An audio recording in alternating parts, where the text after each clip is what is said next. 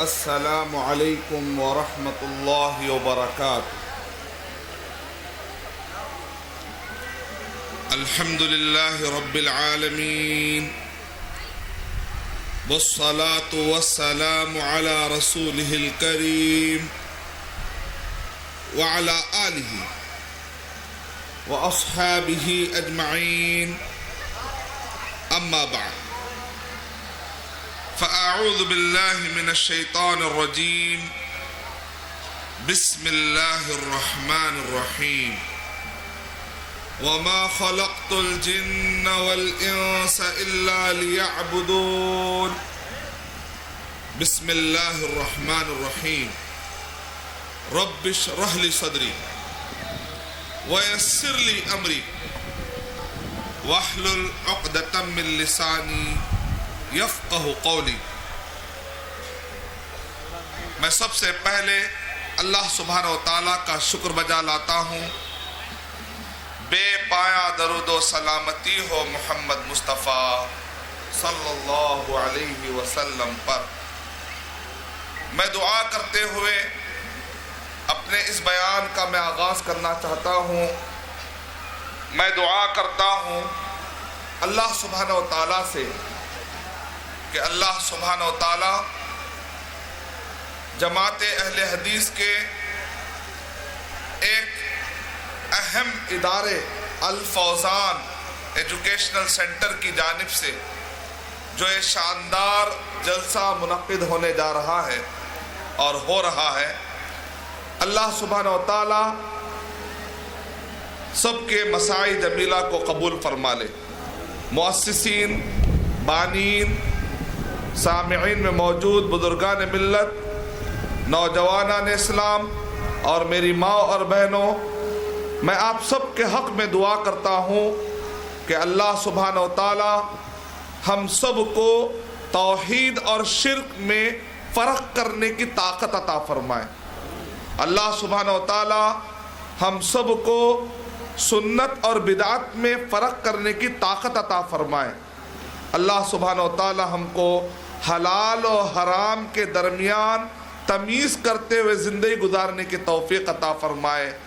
اچھے اخلاق اور برے اخلاق میں فرق کرتے ہوئے، اچھے اخلاق کو اپناتے ہوئے، حلال کو اپناتے ہوئے، سنت کو اپناتے ہوئے، توحید کو اپناتے ہوئے زندگی گزارنے کے اللہ سبحانہ تعالیٰ میں توفیق عطا فرمائے۔ جس ٹاپک پر میں آپ کے سامنے گفتگو کرنے جا رہا ہوں، عنوان ہے شرک کی تاریخ۔ شرک کی تاریخ اور توحید کی عظمت۔ ایک ہی در ہو تو سجدوں میں مزہ آتا ہے، ایک ہی در ہو تو سجدوں میں مزہ آتا ہے، وہ در در بھٹکتے ہیں جن کے کئی مشکل کشا ہوتے۔ سامعین کرام، تاریخ سمجھنے سے پہلے میں چاہتا ہوں کہ آپ کے سامنے پہلے شرک اور توحید ہے کیا۔ یقیناً بہت سارے مسلمان ہیں، ان کو یہ معلوم ہے کہ شرک نہیں کرنا ہے، لیکن ان کو یہ نہیں معلوم کہ شرک کس کو کہتے ہیں۔ پرابلم یہ، بہت سارے مسلمان بھائیوں سے اگر آپ پوچھیں گے، کسی بھی مسلمان سے، کیا تم شرک کرنا چاہو گے، وہ کہے گا نا بابا نا، میں شرک نہیں کرتا، میں بدعت نہیں کرتا، میں حرام نہیں کھاتا۔ لیکن کیا اس سے جب پوچھیں گے کیا تمہیں معلوم ہے کہ شرک کس کو کہتے ہیں، وہ آدمی بتا نہیں پائے گا۔ کیا آپ کو معلوم ہے کہ سنت کا معنی کیا ہے اور بدعت کا معنی کیا ہے، بہت سارے مسلمان بتا نہیں پائیں گے۔ آپ کو حلال اور حرام کا مطلب معلوم ہے کیا، بہت سارے مسلمان بتا نہیں پائیں گے۔ لیکن ان کو اتنی معلومات ہے، ان الشرک لظلم عظیم، بے شک شرک بہت بڑا ظلم ہے، اللہ سبحانہ و تعالیٰ اس کو پسند نہیں کرتے۔ تو اس کا مطلب یہ نکلا کہ پہلے مجھے یہ بتانا پڑے گا کہ توحید کس کو کہتے ہیں اور شرک کس کو کہتے ہیں، تو آپ بڑی آسانی کے ساتھ بنیادی طور پر اگر آپ کسی کو توحید کا معنی بتانا چاہتے ہیں، ایک بہترین شروعات کرنا چاہتے ہیں، توحید بتانے کی تو کم سے کم 5 پوائنٹ اپنے دماغ میں رکھیے، تو انشاءاللہ توحید اور شرک میں انشاءاللہ فرق کرنے لگیں گے۔ 5 بنیادی باتیں ذہن میں رکھیں گے تو آپ کو توحید کے بارے میں ڈسکشن کرنے میں آسانی ہو جائے گی انشاءاللہ، توحید اور شرک میں فرق کرنے میں آسانی ہو جائے گی انشاءاللہ۔ اللہ کی ذات میں، اللہ کے ناموں میں، اللہ کی صفتوں میں، اللہ کے کاموں میں اور اللہ کی ساری عبادتوں میں جو ہم اللہ سبحانہ وتعالیٰ کے لیے عبادتیں کرتے ہیں، عبادت کی جتنی قسمیں ہیں، اللہ کی ذات، اللہ کے نام، اللہ کی صفتیں، اللہ کے کام، اللہ کے ساتھ کی جانے والی عبادتیں، اللہ کی عبادتیں، یہ 5 اللہ سبحانہ وتعالیٰ کے بیسک فنڈامنٹلز، بیسک حقوق ہیں، بنیادی حقوق ہیں، یہ اللہ کے حقوق ہیں۔ اس میں کسی کو شریک نہ کرتے ہو، یہ 5 چیزوں میں اللہ کے ساتھ کسی کو بھی شریک نہ کرتے ہوئے یہ 5 حقوق ایک اللہ سبحانہ وتعالیٰ کے حوالے کر دینے کا نام توحید۔ اللہ کی ذات میں کسی کو شریک نہیں کر سکتے آپ یہ نہیں کہہ سکتے کہ اللہ کی ذات کے ساتھ اور ایک بھی ذات ہے برابر میں، وَلَمْ يَكُنْ لَهُ كُفُوًا أَحَدٌ، اللہ سبحانہ وتعالیٰ کے مد مقابل میں کوئی ہو ہی نہیں سکتا۔ قُلْ هُوَ اللَّهُ أَحَدٌ، کہہ دو کہ اللہ سبحانہ وتعالیٰ اکیلے ہیں، احدٌ فی ذاتہ، اللہ اپنی ذات میں اکیلے ہیں، احدٌ فی اسمائہ، اللہ اپنے ناموں میں اکیلے ہیں، احدٌ فی صفاتہ، اللہ اپنے صفتوں میں اکیلے ہیں، احدٌ فی افعالہ، اللہ اپنے کاموں میں اکیلے ہیں، وَأَحَدٌ فی عباداتہ، اللہ اپنی عبادتوں میں اکیلے ہیں۔ اگر کوئی شخص اللہ کی ذات کے ساتھ کسی اور کو بھی اللہ کی ذات کے برابر جانے، اللہ کے نام کسی اور کو دینا شروع کر دے، اللہ کی صفتیں کسی اور کو دینا شروع کر دے اللہ کے ساتھ ساتھ، اللہ کے کام میں کسی اور کو شریک کر دے، اللہ کی عبادتوں میں نماز، روزہ، زکوٰۃ، سجدہ، رکوع، اللہ کی عبادتوں میں کسی اور کو اللہ کے ساتھ شریک کر دے تو گویا کہ اس نے شرک کیا، اور اللہ سبحانہ وتعالیٰ شرک کو معاف کرنے والے نہیں۔ تو میں سمجھتا ہوں کہ بنیادی طور پر آپ کو 5 پوائنٹ یاد ہو گئے ہوں گے۔ اللہ کی ذات، ایک مرتبہ دہرا دیجئے، اللہ کی ذات، اللہ کے نام، اللہ کی صفتیں، اللہ کے کام اور اللہ کے ساتھ کی جانے والی بات۔ اب تاریخ پڑھ کے اگر ہم دیکھتے ہیں تو جیسے جیسے تاریخ آگے بڑھتے جائے گی لوگ نئے نئے طریقے سے شرک میں جاتے رہے۔ تاریخ میں آدم علیہ السلام کے زمانے میں شرک نہیں تھا۔ آدم علیہ السلام مسند الحارث کی حدیث کے مطابق صحابہ کرام نے پوچھا، اے اللہ کے نبی صلی اللہ علیہ وسلم، کیا آدم علیہ السلام کیا تھے، نبی تھے یا رسول تھے؟ تو نبی اکرم صلی اللہ علیہ وسلم نے ارشاد فرمایا، کان آدم نبیا مکلما، آدم علیہ السلام نبی تھے اور مکلم تھے، رسول نہیں کہا گیا۔ رسول کب آئے؟ نوح علیہ السلام، پہلے رسول جو آئے وہ نوح علیہ السلام آئے۔ کب آئے؟ 10 قرن کے بعد۔ قرن کے 2 معنی ہیں، ایک معنی ہے صدی، 100 سال کی ایک صدی ہوتی ہے، یعنی کہ 10، ایک قرن کہتے ہیں صدی، 100 سال، تو ایک صدی، ویسے 10 صدی کے بعد نوح علیہ السلام آئے۔ قرن کا اور ایک معنی ہے جنریشن، نسل، 10 نسلوں کے بعد۔ اللہ بہتر جانتا ہے، اللہ بہتر جانتا ہے، ہم کہیں گے قرن، جو بھی مراد ہے اللہ بہتر جانتا ہے۔ 10 قرن کے بعد نوح علیہ السلام کو اللہ سبحانہ وتعالیٰ نے پہلا رسول بنا کر بھیجا۔ اب پہلا رسول کیوں؟ اس لیے کہ امت میں ایک بہت بڑا گناہ آ گیا تھا، پہلی صدی میں بھی نہیں آیا، دوسری صدی میں بھی نہیں، تیسری، چوتھی، 5ویں، 6ویں، 7ویں، 8ویں، 9ویں، 10वें قرن میں گناہ پیدا ہوا، اس وقت تک بھی لوگ توحید پر تھے، شرک میں نہیں تھے۔ صحیح بخاری حدیث نمبر 4920 کے الفاظ کے مطابق اسماء رجال صالحین، نیک لوگ مرتے گئے۔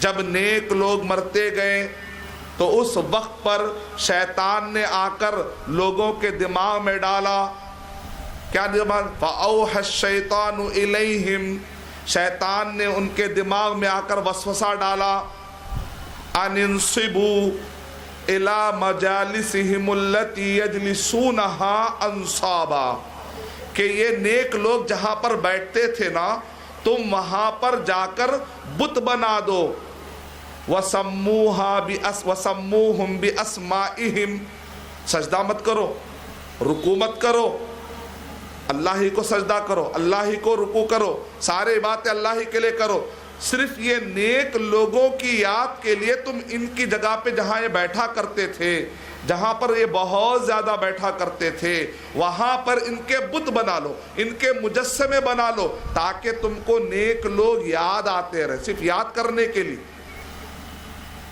فَلَمَّا هَلَكُوا وَتَنَسَّخَ الْعِلْمِ، اور جب یہ لوگ گزر گئے اور علم اٹھا لیا گیا، جاہل آنا شروع ہو گئے، بعد کے دور میں آ کر انہوں نے کیا؟ فَعُبِدَتْ، تو عبادت شروع ہو گئی، پہلے عبادت شروع نہیں ہوئی۔ تو شیطان مسلمانوں کو اچھے طریقے سے بھٹکاتا ہے، اولیاء کی محبت، بزرگوں کی محبت، نبیوں کی محبت، نبی کی محبت، اولیاء کی محبت، بزرگوں کی محبت اتنی زیادہ نہ ہو جائے کہ ہم اللہ کے حقوق ولی کو دینے لگے، ہم اللہ کے کام ولیوں میں بانٹنے لگیں، ہم اللہ کے برابر میں نبی کو یا ولیوں کو لانا شروع کر دیں، یا اپنے سجدے یا اپنے رکوع ان کو دینا شروع کر دیں۔ یہاں پر اصل پرابلم شروع ہوتا ہے۔ تو اللہ سبحانہ وتعالیٰ نے نوح علیہ السلام کو بھیجا۔ سورہ بقرہ سورہ نمبر 2 آیت نمبر 213 پڑھ لیجئے۔ کان الناس امۃ واحدہ، پورے کے پورے لوگ ایک امت تھے، شرک نہیں تھا، پورے توحید پر تھے۔ 10 قرن تک، ابن عباس رضی اللہ تعالیٰ عنہ کہہ رہے ہیں 10 قرن تک پورے انسان، آج جو ہم دیکھ رہے ہیں نا، ہندو، کرسچن، بدھسٹ، مسلم، یہ جو دنیا میں الگ الگ مذاہب ہے، پھر مسلمانوں کے اندر بھی بہت سارا شرک آ چکا ہے۔ یہ جو آپ دیکھ رہے ہیں، ابن عباس رضی اللہ تعالیٰ عنہ کہہ رہے ہیں آدم علیہ السلام سے لے کر 10 قرن تک ایسی کوئی بات نہیں تھی، پورے کے پورے توحید پر تھے۔ کان الناس امۃ واحدہ فبعث اللہ النبیین مبشرین ومنذرین، یہ فا جو فائے فصیحہ ہے، اس کو کہتے ہیں کہ درمیان میں بہت بڑا گیپ کیا ہے، وہ ابن عباس رضی اللہ تعالیٰ عنہ کہہ رہے ہیں تو اللہ نے نبیوں اور رسولوں کو بھیجا، یعنی اس کے بعد جب جہالت پھیل گئی، جب لوگوں میں اختلاف ہو گیا، جب لوگوں میں شرک آ گیا، تو اللہ تعالیٰ نے نبیوں اور رسولوں کا سلسلہ شروع کیا۔ تو آپ نے دیکھ لیا، تاریخ آپ کو سمجھانے کی میں کوشش کر رہا ہوں۔ پھر ایک لمبا عرصہ گزرا، لوگوں نے کہا، لوگوں میں سستی ہے نا، لوگوں میں سستی ہے، وہ کہے اتنی دور وہاں پر کسی کا بت رکھا ہوا ہے، اتنی دور کیسے جائیں ہم، اتنی دور جانا آسان نہیں ہے۔ تو انہوں نے کیا کیا، ایک چھوٹے چھوٹے بت گھروں میں رکھ لیے، اور کہا اس کو دیکھ کر اس کی یاد تازہ کرتے تھے۔ جو بت خانے میں جو بڑا بت رکھا ہوا ہے، اس چھوٹے بت کو دیکھ کر وہ بڑے بت کی یاد تازہ کر لیتے تھے، اور پھر وہ بت کے ذریعے سے اوپر والے تک پہنچنے کی کوشش کرتے تھے۔ جیسا کہ عامر بن لوہائی کے بارے میں آتا ہے کہ اس شخص کے بارے میں آتھینٹک احادیث میں ہم کو یہ بتایا گیا کہ اول من سیب السوائب، یہ وہ شخص تھا جس نے سب سے پہلے جزیرت العرب 360 بت جو کعبے میں رکھے ہوئے تھے، نبی اکرم صلی اللہ علیہ وسلم جب نبی بنا کر بھیجے گئے اس وقت پر کعبے میں 360 بت تھے. تو یہ جزیرت العرب میں سب سے پہلے بت لانے والا شخص کون تھا؟ عمر بن عامر بن لوہی یہ شخص تھا. یہ کہیں دور تجارت کے لیے گیا. جب واپس آنے لگا تو دیکھا کہ لوگ بتوں کی پوجا کر رہے ہیں. اس نے کہا کہ میں بار بار اتنی دور نہیں جا سکتا. تو اس نے آتے آتے ایک حبل نامی ایک بڑا بت لے کر وہ آ گیا. اس کو دیکھ کر لوگوں نے اور ایک بت لانا شروع کیا. ہوتے ہوتے ہوتے 360 بت. یعنی مطلب یہ ہے کہ پہلے لوگوں نے بت بنایا, پھر اس کے بعد جب دیکھا کہ ہمیشہ وہ بت خانے میں جا نہیں سکتے تو پھر انہوں نے اپنے گھروں کے اندر چھوٹے چھوٹے بت لائے. اس طریقے سے شرک پروان چڑھنے لگتا ہے, اس طریقے سے شرک آگے بڑھتے رہتا ہے. اب آئیے جو 5 پوائنٹ میں نے آپ کے سامنے بتائے, اس کی روشنی میں آپ کو تاریخ سمجھنے مدد ملے گی. جیسے جیسے تاریخ بڑھتی گئی, لوگ کیسے کیسے بھٹکتے گئے, کیسے لوگ ہندوازم میں چلے گئے, کیسے لوگ پارسیزم میں چلے گئے, کیسے لوگ کرسچینٹی میں چلے گئے. میں آپ کو سمجھانے کی کوشش کرتا ہوں. اس سے آپ کو سمجھ میں آئے گا کہ لوگ بھٹکتے کیسے, اور مسلمان ہونے کے باوجود اگر بھٹک جائے یہ تو اور زیادہ بدنصیبی کی بات ہے کہ کلمہ پڑھنے کے باوجود بھی آدمی شرک کرے. ترس آتا ہے, ہمدردی ہوتی ہے ہمیں ان مسلمانوں پر جو اولیاء کے احترام میں شرک کر بیٹھتے ہیں.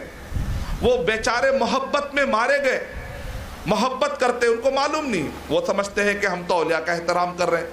ہم جا کے جب ان سے کہتے ہیں شرک ہے, غصے میں آ جاتے ہیں. وہ سمجھتے ہیں کہ ہم اولیاء کا احترام نہیں کریں. بھائی اولیاء کا احترام ہم بھی کرتے ہیں, صحابہ کا احترام ہم بھی کرتے ہیں, مسلمان ہیں ہم.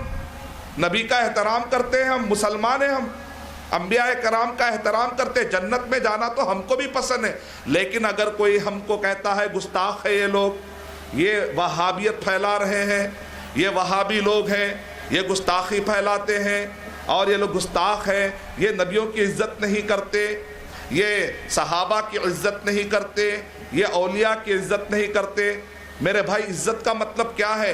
اگر آپ سمجھتے ہیں کہ عزت کا مطلب یہ ہے کہ عیسیٰ علیہ السلام کے ماننے والوں نے عیسیٰ علیہ السلام کو اللہ کا بیٹا کہا, تو کیا آپ اس کو عزت سمجھتے ہیں؟ ہم مسلمان عیسیٰ علیہ السلام کو اللہ کا بیٹا نہیں مانتے. تو عیسائی کہتے ہیں کہ مسلمان عیسیٰ علیہ السلام کی عزت نہیں کرتے. ہم کہتے ہیں کہ عزت کا مطلب کیا ہے؟ عزت کا مطلب یہ نہیں ہے کہ اللہ کے حقوق آپ ولی کو دے دیں.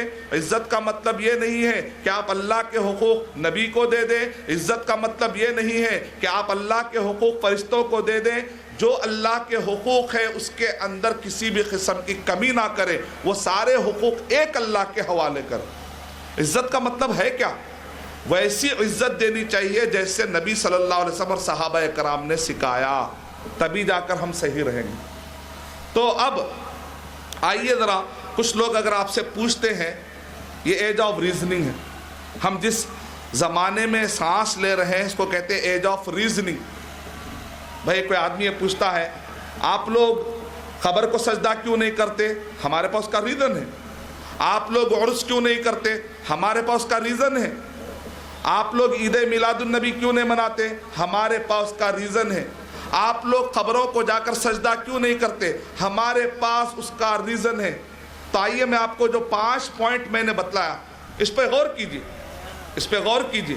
میں ڈسکشن کرنا چاہ رہا ہوں, میں کسی پہ اٹیک نہیں کرنا چاہ رہا ہوں. میں کسی کو تانا دینے کے لیے, نام لے کر گالی دینے کے لیے ٹھہرا ہوا نہیں. میں چاہتا ہوں کہ تھوڑا ڈسکشن کریں گے. کم سے کم یہ تو سمجھ میں آئے گا کہ یہ لوگ نہیں مانتے تو اس کے پیچھے یہ ریزننگ ہے. اگر آپ کوئی یہاں پر بیٹھا ہوا ہمارا بھائی ہو سکتا ہے کہ میری بات سے اختلاف کرے, اختلاف ہونے کے باوجود بھی ہم ڈسکس کر سکتے ہیں نا. ہم پڑھے لکھے لوگ ہیں, ہم سمجھدار لوگ ہیں, بالغ ہو چکے ہیں, ہم 15 سال سے آگے لائف گزار رہے ہیں. تو ہم کو سمجھنے کے لیے, ایک دوسرے کو سمجھنے کے لیے تھوڑا ٹائم تو ہونا چاہیے. اگر مان بھی لیجئے کہ آپ خبروں کو سجدہ کرنے والے کو یہاں بیٹھے ہوئے ہیں تو بھی آپ کو اپنا دل بڑا رکھنا چاہیے. میری بات سننے کے لیے تھوڑا ٹائم نکالیے. ہو سکتا ہے کہ میری بات صحیح ہو جائے, ہو سکتا ہے کہ بعد میں آپ کو ریئلائز ارے بات صحیح ہے. سمجھنے کی کوشش کرتے. میں آپ کو ڈکٹیٹ نہیں کر رہا ہوں, میں آپ کو ڈسکشن کرنا چاہتا ہوں. چلیے آئیے موقع دیجئے مجھے ڈسکشن کرنے کا. 5 پوائنٹ. اللہ سبحانہ و تعالیٰ کی ذات میں, اللہ کی ذات کے مقابلے میں کسی کی ذات نہیں لا سکتے. آئیے ذرا دیکھتے ہیں ہم تاریخ میں عیسائیوں نے کہا وقالت الیہود عزیر ابن اللہ، یہودیوں نے کہا عزیر اللہ سبحانہ و تعالیٰ کے بیٹے ہیں۔ اب اللہ کے بیٹے مطلب اللہ تعالیٰ کے حصے دار بنا رہے، غلط، اللہ تعالیٰ کہہ رہے غلط۔ تاریخ میں دیکھیں کیسے کیسے لوگ بھٹک رہے۔ وقالت النصارى المسیح ابن اللہ، اور نصارہ نے کہا کہ عیسیٰ علیہ السلام اللہ کے بیٹے ہیں، غلط، یہ کفر عقیدہ ہے۔ اب اگر ہمارا مسلمان کہتا ہے، مسلمان بھائی، یا نور من نور اللہ، اللہ کا بیٹا ہی غلط ہے، تو اللہ نور ہے تو نور میں سے نکلا اور ایک نور، تو یہ تو آپ برابر برابر لا رہے ہیں، بیٹا ہی اسلام میں نہیں ہے تو برابر برابر کہاں سے آ سکتا ہے؟ تو ہم کہیں گے نہیں کہہ سکتے۔ اللہ نور السماوات والارض، ابن عباس رضی اللہ تعالیٰ عنہ کہہ رہے یا نور منور کے معنی میں ہے، روشنی دینے والا، آسمانوں اور زمین کو روشنی دینے والا خالق اللہ سبحانہ و تعالیٰ، آسمان اور زمین کے پیدا کرنے والا۔ کچھ مسلمان کہتے ہیں یا علی توڑ دے دشمن کی نلی، اللہ سبحانہ و تعالیٰ کو پکارنے کے بجائے کسی آپ علی کو پکار رہے ہیں۔ اور کچھ ماتم کرنے والے بھائی، ہمارے بھائی انسانی اعتبار سے بھائی ہیں نا، سب آدم علیہ السلام کے سب ہم بیٹے ہیں، بھائی چارگی میں بات کریں گے۔ کچھ ہمارے بھائی کہتے ہیں لِيَ خَمْسَةٌ اُطْفِئُ بِهَا حَرَّ الْوَبَا، 5 ایسے لوگ ہیں جن سے میں اپنے مصیبتوں کو ٹلا دیتا ہوں، المصطفیٰ والمرتضیٰ وابناہما والفاطمہ، مصطفیٰ یعنی محمد صلی اللہ علیہ وسلم، المرتضیٰ مرتضیٰ یعنی علی رضی اللہ تعالیٰ عنہ، وابناہما دونوں کے بیٹے یعنی حسن اور حسین رضی اللہ تعالیٰ عنہ، والفاطمہ اور فاطمہ رضی اللہ تعالیٰ عنہ۔ اللہ تعالیٰ قرآن مجید میں ارشاد فرما رہے ہیں قل هو اللہ احد، کہہ دو کہ اللہ سبحانہ و تعالیٰ ایک اور اکیلے ہیں۔ لیکن بعض مسلمان کہتے ہیں کہ نہیں، پنجتن پاک، پنجے، 5 کا عقیدہ کہتے ہیں۔ محمد صلی اللہ علیہ وسلم، علی رضی اللہ تعالیٰ عنہ، ان کے دونوں بیٹے اور فاطمہ، نہیں چلے گا۔ قرآن مجید میں قل هو اللہ احد۔ ایک مسلمان بیچارہ ان کی محبت میں شرک میں چلا جا رہا ہے، اور قصیدے بردہ پڑھتے ہیں ہمارے بہت سارے بھائی۔ قصیدے بردہ میں کیا ہے؟ شرک۔ یا اکرم الخلق، یا اکرم الخلق من لی الوذ به سواکا، اے اکرم الخلق یعنی محمد صلی اللہ علیہ وسلم، اے یا اکرم، اے محمد صلی اللہ علیہ وسلم، آپ کے علاوہ میں کسی اور کے پاس پناہ کیسے لوں؟ ہمارا عقیدہ کیا؟ قل اعوذ برب الفلق، اے نبی آپ کو بھی پناہ لینا ہے تو کس کی پناہ لینا ہے؟ اللہ۔ قل اعوذ، میں پناہ میں آتا ہوں، پناہ طلب کرتا ہوں کس کی؟ اللہ سبحانہ و تعالیٰ کی۔ کس سے؟ لوگوں کے شر سے۔ کس سے؟ شیطان کے شر سے۔ قل اعوذ برب الناس مالک الناس الہ الناس من شر الوسواس الخناس الذي يوسوس في صدور الناس من الجنة والناس۔ تو پناہ دینے والا کون ہے؟ اللہ سبحانہ و تعالیٰ۔ تو اللہ کی ذات میں کسی اور کو شریک نہیں کر سکتا۔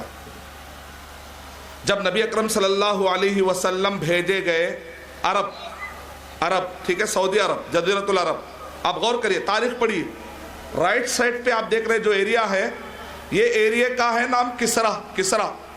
آج کے دور میں 17 کنٹریز میں 17 کنٹریز میں اسپلٹ ہو گیا یہ ایریا۔ اس زمانے میں اس کو کہتے ہیں فارس کی حکومت۔ فارس کیونکہ یہاں پر فارسی زبان بولی جاتی تھی، فارسی زبان بولی جاتی تھی، فارسی زبان۔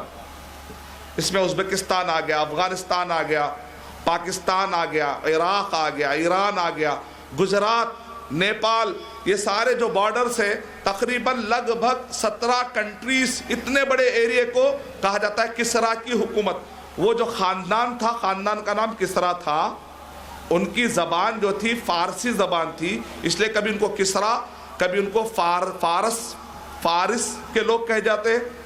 اور تیسرا یہ ہے کہ یہاں کے لوگ کا عقیدہ کیا تھا جانتے ہیں؟ نسل کے اعتبار سے کسرا، زبان کے اعتبار سے فارسی، لیکن عقیدے کے اعتبار سے ان کے دو نام تھے، ایک نام ہے صابی، دوسرا نام ہے مجوسی۔ قرآن مجید میں اس کا ذکر ہے، اللہ تعالیٰ نے قرآن مجید میں صابئون کا بھی ذکر کیا ہے، اللہ سبحانہ و تعالیٰ نے قرآن مجید میں مجوسیوں کا بھی ذکر کیا۔ ان کا عقیدہ کیا تھا؟ یہ ایک خدا نے کہتے تھے، یہ کہتے تھے دو خدا، ایک خیر کا خدا، ایک شر کا خدا، ایک خیر کا خدا، ایک شر کا خدا۔ خیر کے خدا کا سمبل، نشانی تھی تارا، تاروں کی پوجا کرتے تھے، اس میں ان کو کہتے ہیں صابئون۔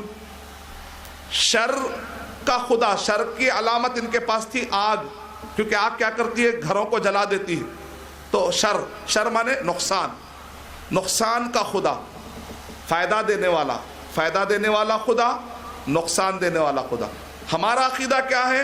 بگڑی بنانے والا بھی اللہ، بگڑی سدھارنے والا بھی اللہ، مصیبت ڈالنے والا بھی اللہ، مصیبت ٹالنے والا بھی اللہ۔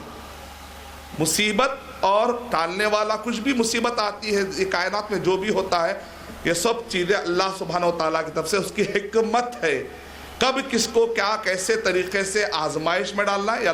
ہم کہتے ہیں اکیلا اللہ، ایک اللہ، لیکن ان کا عقیدہ کیا تھا؟ نہیں، خیر کا خدا الگ، شر کا خدا الگ۔ آخری میں دو گروہ ہو گئے، ان میں تاروں کی پوجا کرنے والے اپنے صابی ہو گئے، صابئون، تاروں کی 7 تفسیریں ہیں، صابئون کی 7 تفسیریں، اس میں سے ایک تفسیر یہ، مجوسی آگ کی پوجا کرنے والے۔ تو رائٹ سائڈ پر دیکھیں کتنا بڑا چیلنج تھا، جب قرآن مجید نازل ہوا، نبی اکرم صلی اللہ علیہ وسلم کو نبی بنایا گیا، تو نبی صلی اللہ علیہ وسلم اور صحابہ کے سامنے کتنا بڑا چیلنج تھا۔ رائٹ سائڈ پر 2 خدا کہنے والے، لیفٹ سائڈ پر کون تھے؟ روم کے لوگ، روم، ان کی نسل روم کی تھی، لیکن ان کا عقیدہ کیا تھا؟ نصرانی، کرسچینٹی، 3 خدا ملا کر ایک خدا، وہ کیا کہتے ہیں؟ 3 ملا کر ایک خدا۔ دیکھیں انسان کیسے بھٹک جاتا ہے، جیسے جیسے زمانہ اس سے پہلے لوگ بھٹک گئے۔ احترام ہے نا، اولیاء کا احترام، نیک لوگوں کا احترام کرتے کرتے انہوں نے سجدہ کرنا شروع کر دیا۔ نوح علیہ السلام کے زمانے کی قوم احترام کرتے کرتے سجدے میں چلے گئی، احترام کے لیمٹس نہیں معلوم۔ بعض لوگ کیا کہتے ہیں؟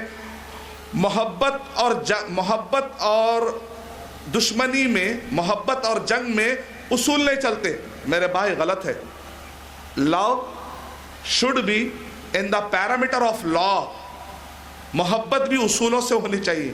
اللہ تعالیٰ قرآن مجید میں ارشاد فرما رہے ہیں، قل ان کنتم تحبون اللہ، اگر تم اللہ سبحانہ و تعالیٰ کو چاہتے ہو، فاحبونی، جیسا چاہے چاہ لو، نہیں کہا گیا فاتبعونی، محمد صلی اللہ علیہ وسلم کے طریقے سے تم کو چاہنا پڑے گا، اس طریقے سے آنا پڑے گا۔ اگر قرآن مجید میں اللہ سبحانہ و تعالیٰ کہہ رہے اقیموا الصلاۃ، تو نماز قائم کرنے کا طریقہ محمد صلی اللہ علیہ وسلم کا ہونا چاہیے۔ قرآن مجید میں اللہ تعالیٰ کہہ رہے ہیں اتموا الصیام، روزے کو پورا کرو، تو طریقہ محمد صلی اللہ علیہ وسلم کا ہونا چاہیے۔ وَأَتِمُّوا الْحَجَّ وَالْعُمْرَةَ لِلَّهِ، حج اور عمرے کو پورا کرو، تو محمد صلی اللہ علیہ وسلم کا طریقہ ہونا چاہیے۔ اپنے اماموں کا، اپنے ولیوں کا، اپنے مسلکوں کا طریقہ نہیں چلے گا، محمد صلی اللہ علیہ وسلم کی مہر ہو، محمد صلی اللہ علیہ وسلم کے طریقے سے آئیں گے۔ تو اسی طریقے سے محبت بھی کرنا ہے آپ کو، دین کو فالو کرنا ہے، عقیدہ فالو کرنا ہے۔ ہم اپنے طریقے سے نہیں کر لے سکتے، جیسے چاہے نہیں کر لے سکتے، محمد صلی اللہ علیہ وسلم کے بتلائے ہوئے طریقے کے مطابق کرنا۔ لیکن نوح علیہ السلام کے جس پہلے قوم دھوکے میں آ گئی، محبت کرتے کرتے وہ لوگ بت بنا لیے، بت بناتے بناتے انہوں نے سجدہ بھی کر لیا۔ اس زمانے میں ان کو کیا تھیوری ہوئی؟ ہم محبت کر رہے ہیں، شرک چلے گا۔ پھر اس کے بعد میں اتنی دور کہاں جاؤں، بت لا لیے۔ پھر اس کے بعد فارس کی اتنی بڑی حکومت بھٹک گئی، 17 کنٹریز کے رہنے والے بھٹک گئے۔ ان کے دماغ میں کیا ہے؟ شر کا خدا، ایک خدا 2 کیسے کر سکتا ہے؟ نہیں، شر نہیں کر سکتا، تو یہ خدا الگ، یہ خدا، پھر بھٹک گئے۔ جب بھی انسان نے اپنی عقل لڑایا، اسی لیے ہم کیا کہتے ہیں؟ عقیدہ قرآن اور صحیح حدیث کی روشنی میں ہونا چاہیے۔ عقیدہ اپنی عقل لاجک کی بنیاد پہ نہیں رکھنا چاہیے۔ عقیدہ قرآن اور صحیح حدیث نبی اور صحابہ کے زمانے میں جو تھا وہی ہونا چاہیے۔ اپنی لاجک لڑائیں گے، سورہ حجرات سورہ نمبر 49 آیت نمبر 1، یا ایھا الذین آمنوا لا تقدموا بین یدی اللہ ورسولہ، اے وہ لوگوں جو ایمان لائے ہو اللہ اور اس کے رسول کے آگے مت بڑھو۔ اب آگے بڑھ گئے، لاجک لڑائیں گے آپ۔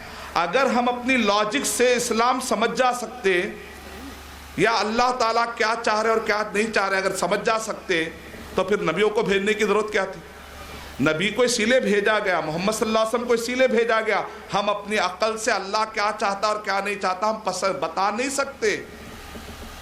اب یہ جو عیسائی ہے کیسے بھٹک گئے دیکھیے، جب عیسائیوں نے یہ شبہ میں پڑ گئے کہ شاید کہ یہودیوں نے مار ڈالا، حالانکہ ہمارا عقیدہ کیا ہے؟ عیسیٰ علیہ السلام آسمان میں زندہ ہے، لیکن عیسائی کیا کرے؟ عیسیٰ علیہ السلام کو ماننے والے یہودیوں نے مار دیا۔ اب لوگ آ کر کہیں گے نا ارے تمہارے نبی مر گئے، تب ان کو غصہ آنے لگا، ان کو بے عزتی فیل ہونے لگی کہ یہودی اگر یہ کہیں گے کہ ہم نے تو تمہارے نبی کو مار ڈالا نا۔ تو پال آ کر اس نے اس زمانے کے عیسائیوں کو عقیدہ سکھایا۔ اصل میں تمہارے عیسیٰ علیہ السلام جو ہے نا وہ اس لیے مر گئے کیونکہ وہ اللہ کے بیٹے تھے۔ اچھا بھائی کیوں مرے؟ اللہ کے بیٹے ہو کر کیوں مرے؟ کیونکہ انسانوں پر ایک گناہ تھا۔ ارے گناہ کون سا ہے؟ اب اس نے گھڑا۔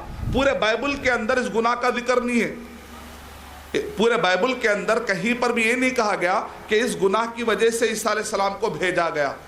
اوریجنل سن۔ آپ کے پاس بہت سارے عیسائی آتے ہیں نا، آ کر کہتے ہیں عیسیٰ علیہ السلام آپ کے گناہ کے لیے مر گئے، آپ شراب پی لو کچھ بھی کر لو چلے گا۔ لیکن آدم علیہ السلام نے جو گناہ کیا تھا نا، ایک درخت کے قریب نہیں جانا تھا، چلے گئے، دیکھیے ہاں وہ گناہ کی وجہ سے پورے انسان گناہ میں تھے، تو اللہ نے ارادہ کیا کہ اللہ اپنے بیٹے کو انسان کی شکل میں پیدا کرے، لوگ اس کو مار دیں گے تو یہ قربانی قبول ہو جائے گی اور پورے انسانوں سے گناہ ختم ہو جائے گا۔ نعوذ باللہ۔ یہ پوری تھیوری پورے بائبل میں ہے ہی نہیں۔ اوریجنل سن، وہ اصلی گناہ جس کی وجہ سے عیسیٰ علیہ السلام کو بھیجا گیا، یہ پورا ورڈ بائبل میں ہے ہی نہیں۔ لیکن کیسے دیکھیں 2.2 بلین عیسائی آج یہ شرک میں چلے گئے۔ کیا کہتے ہیں؟ وہ کہتے ہیں بھائی اللہ اور عیسیٰ، اب 2 کہنا چاہیے تھا، 3 انہوں نے کیوں کہا؟ درمیان میں اسپرٹ ہے جو دونوں تعلق رکھتی ہے۔ جبرائیل علیہ السلام، کبھی کہتے ہیں مریم، کبھی کہتے ہیں جبرائیل، الگ الگ فرقے ہیں، ان میں بھی الگ الگ فرقے ہیں، 72 فرقے، یہودیوں میں 71 فرقے ہیں۔ یہ 3 ملا کر ایک خدا۔ تھیوری جب بھی آدمی عقل لڑاتا ہے، فلسفی عقیدے کے اندر لڑاتا ہے، بھٹک جاتا ہے۔ آپ دیکھ رہے کیسے بھٹک رہے، 2.2 بلین ادھر بھٹک گئے، فارس کے لوگ ادھر بھٹک گئے۔ روم کی حکومت آج کے زمانے میں نے کیلکولیٹ کیا، کہاں؟ فرانس، اٹلی، جرمنی، جارڈن، ترکی، ادھر سیریا اور ادھر مصر، ٹیونس، لیبیا، ویسٹرن سہارا، یہ اس زمانے میں سوڈان کا ایک بہت بڑا حصہ، اس زمانے میں یہ سب روم سلطنت کے تحت تھے۔ پرانے محمد جس وقت پر نبی صلی اللہ علیہ وسلم کو نبی بنایا گیا، اس وقت پر ایک طرف فارس کی حکومت، ایک طرف روم کی حکومت۔ روم والے 3 ملا کر ایک خدا کہتے تھے اور فارس والے کہتے تھے 2 خدا کا تصور ہے۔ اور کفار قریش نے کیا کیا؟ کعبے کے اندر 360 بت، صفا پہ ایک بت اساف، نائلہ، صفا مروہ پہ بت رکھ دیے تھے، اساف اور نائلہ۔ پھر اس کے بعد انہوں نے کیا کیا؟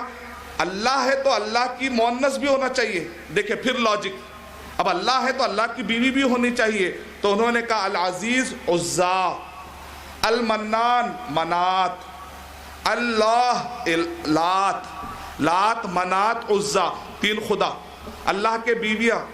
اللہ تعالیٰ فرما رہے ہیں مَتَّخَذَ اللَّهُ مِن وَلَدٍ وَمَا كَانَ مَعَهُ مِنْ إِلَٰهٍ، اللہ کے پاس کوئی بیٹا ہی نہیں ہے، بیوی نہیں ہے، بیٹا بھی نہیں، کچھ بھی نہیں۔ اللہ سبحانہ و تعالیٰ نے کوئی مَتَّخَذَ اللَّهُ مِن وَلَدٍ وَمَا كَانَ مَعَهُ مِنْ إِلَٰهٍ، اللہ کا کوئی بیٹا نہیں ہے، اللہ کا کے مقابلے میں کوئی اور خدا بھی نہیں ہے۔ اگر ایسا ہوتا تو ہر خدا اپنی اپنی پراپرٹی کو لینے کے لیے کمپٹیشن کرتا، اور یہ پوری کائنات میں کیا ہوتا؟ سورہ انبیاء میں بتایا گیا لَوْ كَانَ فِيهِمَا آلِهَةٌ إِلَّا اللَّهُ لَفَسَدَتَا، اگر کائنات میں کئی خدا ہوتے تو کائنات کا نظام درہم برہم ہو جاتا۔ ضرب اللہ مثلا رجلا فیہ شرکاء متشاکسون ورجلا سلما لرجل، ایک غلام ہے، دو آقا ہیں، تو وہ غلام بڑا پریشان رہے گا ادھر جاؤں یا ادھر جاؤں. لیکن اگر ایک غلام ہے، اگر اس کا ایک آقا ہے، سکون میں رہے گا، توحید پہ چلنے والا سکون پہ. ایک ہی در ہو تو سجدوں میں مزہ آتا ہے. وہ در در بھٹکتے ہیں جن کے کئی مشکل کشا ہوتے ہیں، کبھی وہ مشکل کشا، کبھی وہ قبر، کبھی وہاں شرک کے لے جا رہے ہیں، کبھی وہاں شرک کے لے جا رہے ہیں. اگر دو خدا ہوتے سنسار میں، اگر دو خدا ہوتے سنسار میں تو دونوں بلا ہوتے سنسار میں. ادھر ایک کہتا کہ میری سنو، ادھر ایک کہتا میاں چپ رہو. دو خدا کا تصور اسلام میں نہیں ہے. دیکھا آپ نے کیسے تاریخ میں لوگ بھٹک گئے.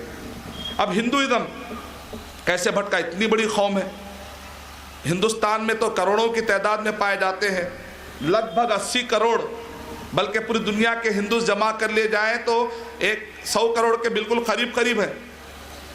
یہ ہندوستان میں بت پرستی لانے والے وہ کون ہیں؟ وہ آرین ہیں. وہ اور باہر سے آنے والے، بہت سارے باہر سے آنے والے لوگ کیسا کیے؟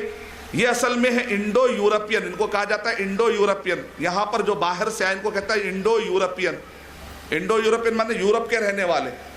یہ گزرے بابل سے، جب ادھر آئے، آ کر انہوں نے شادیاں کی، سندھ میں شادیاں کی. یہ گورے تھے، یہاں پر سولے لوگ تھے، دونوں کی شادیاں ہوئے تو تھوڑا تھوڑا آپ دیکھتے گورے گورے برہمن وہاں سے آتے ہیں. آتے آتے ان کو درمیان میں کیا لگتا ہے؟ دو چیزیں لگتی ہیں، بابل، اور درمیان میں لگتا ہے ان کو فارس. درمیان میں فارس لگتا ہے.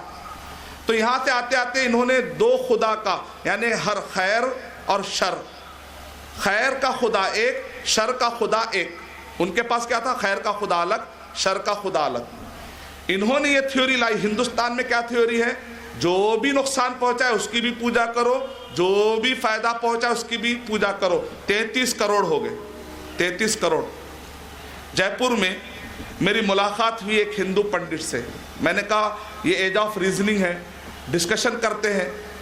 آپ ہندو ہیں، میں مسلمان ہوں، بتائیے آپ کا بیک گراؤنڈ کیا ہے؟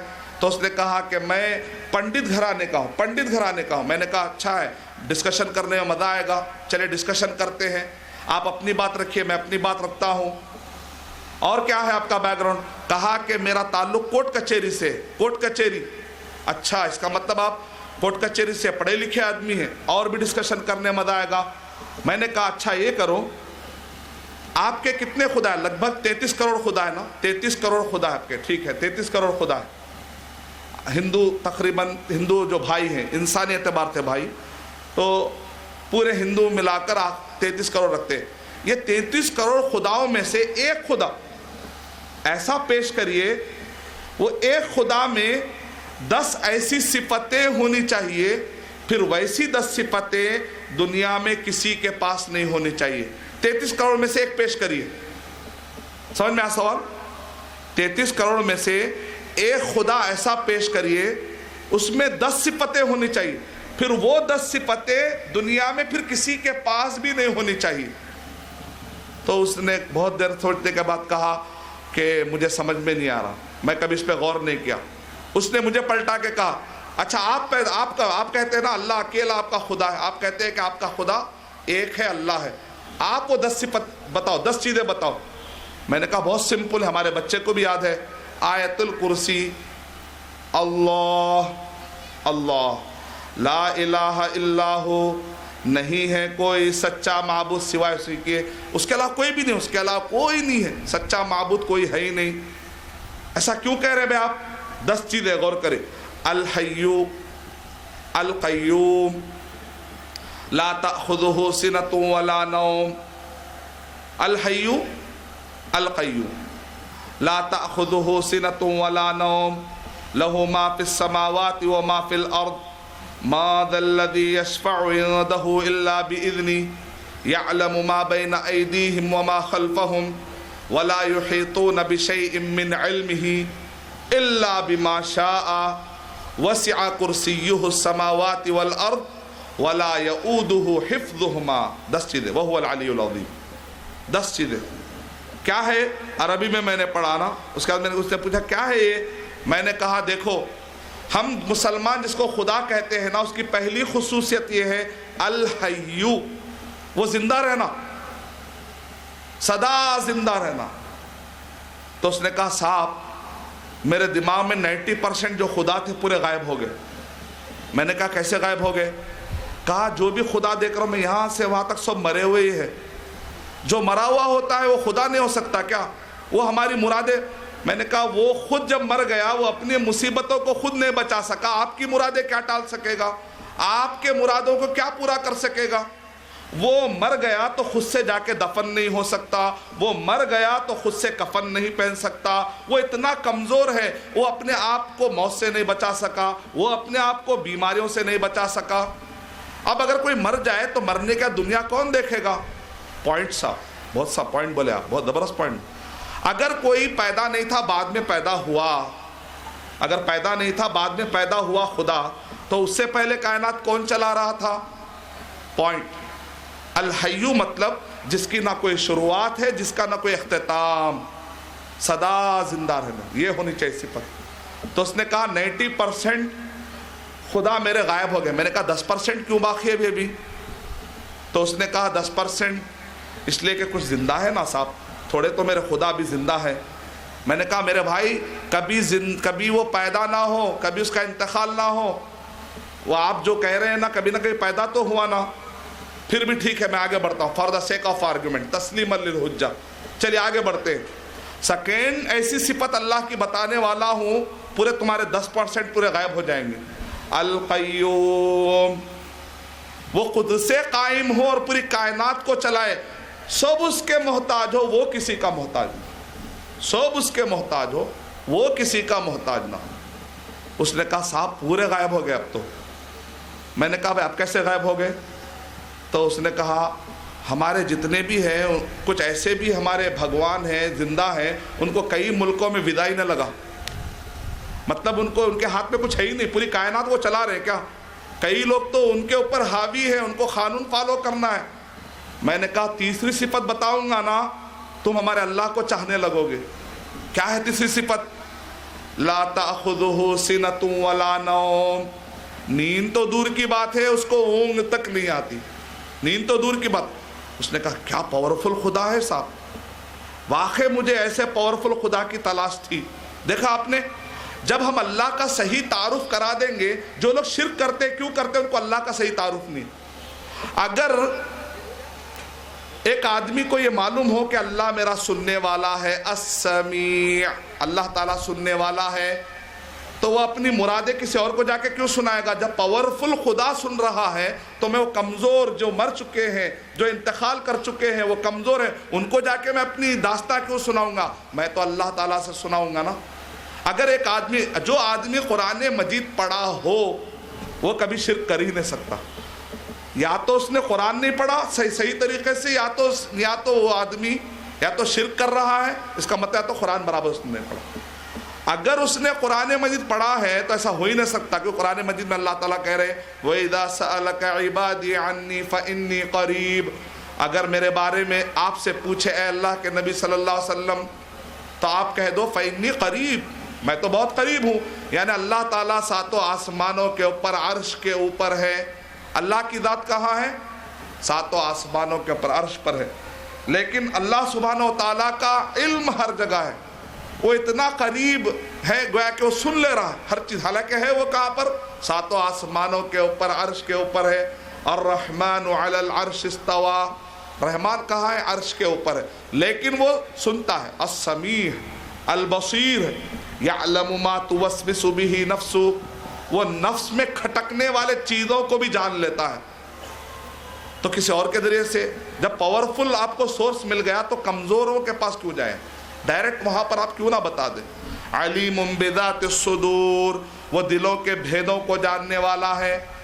یعلم خائنۃ الاعین وما تخفی الصدور، وہ آنکھوں کے خیانت کو جانتا ہے اور دلوں کے بھیدوں کو جانتا ہے۔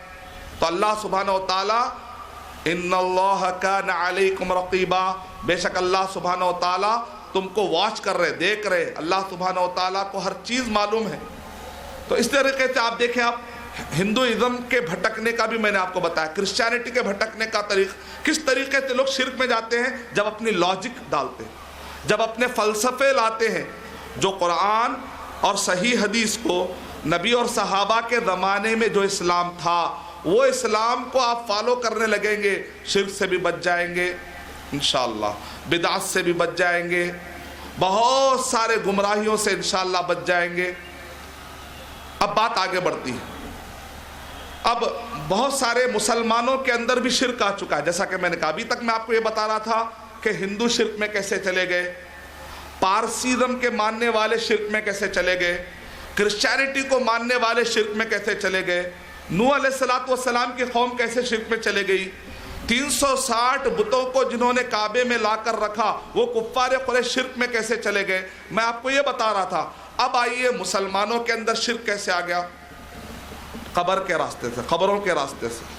देखिए डिस्कशन है, बात ली भी जा सकती है, रद्द के आपकी मर्जी, लेकिन ये एज ऑफ रीजनिंग है, समझने।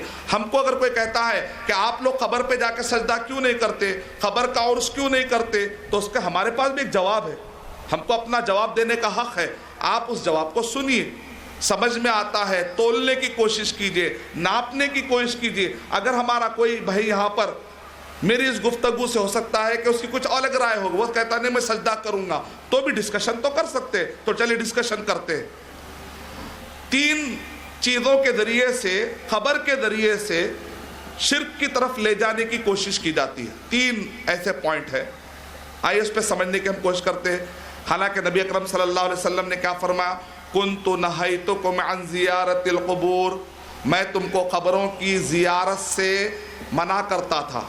ज़ियारत, सफ़र नहीं, सफ़र तो करना ही नहीं है। 3 मस्जिदों के अलावा कहीं सफ़र नहीं कर सकते आप, सवाब की नीयत से, सवाब की नीयत से, इबादत की नीयत से, बैतुल मक़दिस, मस्जिद नबी, काबा। सफ़र तो 3 के अलावा सवाब की नीयत से करना ही नहीं है। ज़ियारत, ज़ियारत माने विजिट, आप कहीं क़ब्रिस्तान से गुजर रहे हैं, मैं तुमको रोकता था लेकिन अब तुमको इजाज़त देता हूँ। क्यों इजाज़त देते हैं? मांगने के लिए, नहीं कुछ देने के लिए। हम तो हर एक से मांग मांग मांग के आदी हो गए। बेचारा एक आदमी दुनिया से गले गया, उसको फिर तंग कर रहे, जा जाके मांग रहे, उससे देना है। क्या देना है?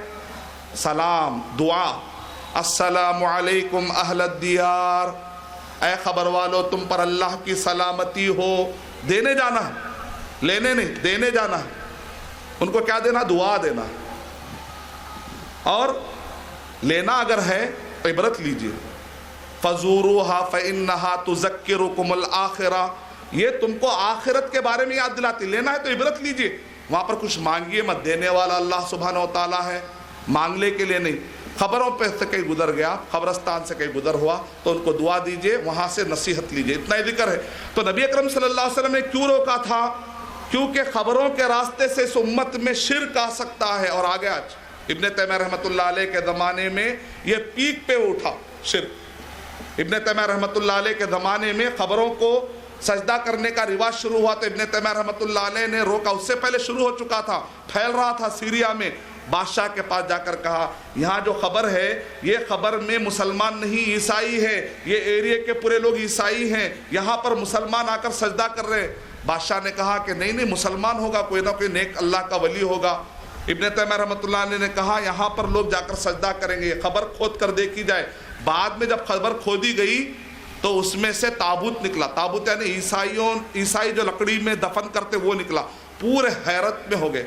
यानी बाद वक़्त ये भी मालूम नहीं होता कि वहाँ पर क्या दफन है। तारीख में देख लीजिए आप, शिर्क की तारीख समझेंगे तो आज के दौर में भी हम क्या गलतियाँ कर रहे हैं उस पर हमको समझने का मौका मिलेगा। अरे अगला गिरा पिछला होशियार, पुराने लोग कैसे भटक गए वो देखेंगे। गैरिल मग़दूबि अलैहिम वलद्दालीन, पुराने लोग कैसे भटक गए, अगर उस पर नज़र रहेगी अपने आप को भटकने से बचाने के लिए आसान। इसलिए मैं आपको तारीख दे रहा हूँ। अब इस दौर में ख़ास तौर से 1851 के बाद, तारीख याद रखिए आप, 1851 के बाद हिंदुस्तान में उर्स और ख़बरों का कल्चर ज़्यादा हो गया। और यहाँ पर उर्स का माना क्या, मैंने डिक्शनरी में तलाश किया, आखिर उर्स का माना क्या है? शादी। उर्स का माना शादी है। यहाँ पर किसकी शादी हो रही है? मुझे सवाल उठा बहुत दिनों, کئی سال پہلے مجھے دماغ میں سوال آیا کہ پر شادی کس کی ہو رہی ہے. میں نے تلاش کیا تو مجھے ملا 29 جنوری 2012 میں ٹائمز آف انڈیا میں ایک انٹرویو آیا جبکہ کسی کا عرس چل رہا تھا. اس عرس والوں نے کہا یہ ویڈنگ اینیورسری ہے. کنفرم ہو گیا مجھے, عرس کا معنی ویڈنگ اینیورسری, یعنی شادی ہونے کے بعد 1 سال کے بعد جو سالگرہ مناتے ہیں, تو اسی طریقے سے ہر سال ہم ان کی سالگرہ مناتے ہیں, کیونکہ آج کا وہ دن تھا جبکہ وصال ہوا. یہ چند بھٹکنے والے جو صوفی ہوتے ہیں ان کے چند یہ اصطلاحات ہیں. وصال ایک ہے فنا, دوسرا ہے لقاء, تیسرا ہے بقا. دیکھیں آپ, وہ ہندوؤں میں بھی کانسیپٹ ہے کہ جب یہ آتما مکت پاتی ہے اور یہاں سے نکلتی ہے اور پرماتما میں سریش کر جاتی ہے, اس کو کہتے ہیں مکتی, موکشا. ہندوازم میں یہ عقیدہ تھا. اکبر کے زمانے میں کچھ عقیدے وہاں کے ہمارے اندر آ گئے, گنگا جمنی تہذیب کہتے ہیں. دین الہی, ہم کو دین اسلامی فالو کرنا ہے, دین الہی نہیں. دین اسلامی کے کچھ اثرات ہندوستان میں باقی رہ گئے. تو ہوا کیا, یہاں کے اندر باقاعدہ ایک عجیب کلچر بننا شروع ہو گیا. تو نتیجے میں آپ دیکھیں انٹرویو میں کہا جائے یہ وصال ہے. فنا مانے ایک ہوتا فنا فی الشیخ, پہلے شیخ میں فنا ہو جاؤ.